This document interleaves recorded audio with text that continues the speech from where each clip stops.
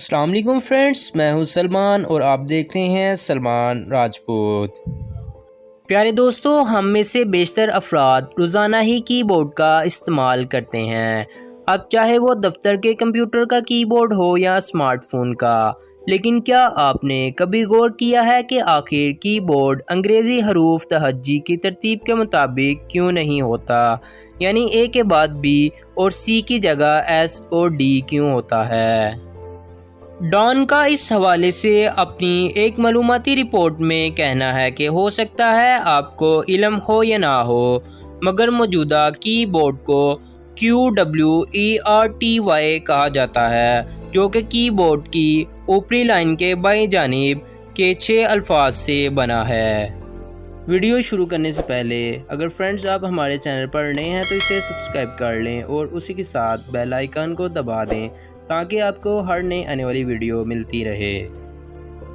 اس کی بورڈ کو 1870 کی دہائی میں اصل ٹائپ رائٹر کے بانیوں میں سے ایک کرسٹوفر لیتھم شولز نے ایجاد کیا تھا، مگر انہوں نے الفاظ کو کی بورڈ کے لے آؤٹ میں حروف تہجی کی ترتیب کی بجائے بے ترتیب کیوں رکھا؟ دنیا کے سب سے پہلے کی بورڈ کا پیٹنٹ 1868 میں درج کرایا گیا تھا، جس کا کی بورڈ پیانو کی کیز کی طرح انگریزی حروف تہجی کے مطابق تھا، مگر اس کے کیز ایک دوسرے کے زیادہ قریب ہونے کی وجہ سے زیادہ استعمال ہوتے تھے اور اکثر جام ہو جاتے تھے۔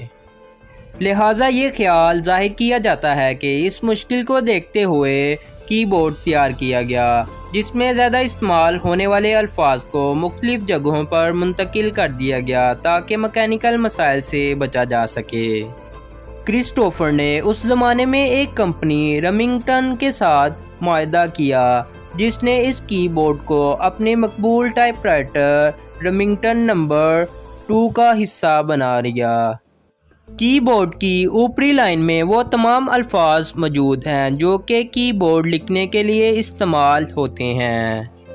تاہم دو لوگوں کا موجودہ کی بورڈ کے حوالے سے ایک مختلف خیال پیش کرتے ہیں۔ ان کا کہنا تھا کہ شروع میں ٹائپ رائٹرز کو ٹیلی گراف آپریٹرز استعمال کرتے تھے، جو مورس کوڈ میں موصول پیغام کو تحریر کرتے ہوئے درست حروف تہجی پر مبنی کی بورڈ پر ٹائپ کرتے ہوئے الجھن کا شکار ہو جاتے تھے۔ یہی وجہ ہے کہ کی بورڈ کو اس طرح سے ڈیزائن کیا گیا۔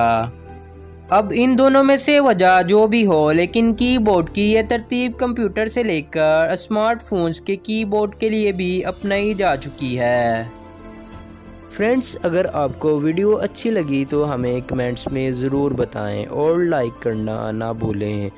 اللہ حافظ، ملتے ہیں اگلی ویڈیو کے ساتھ۔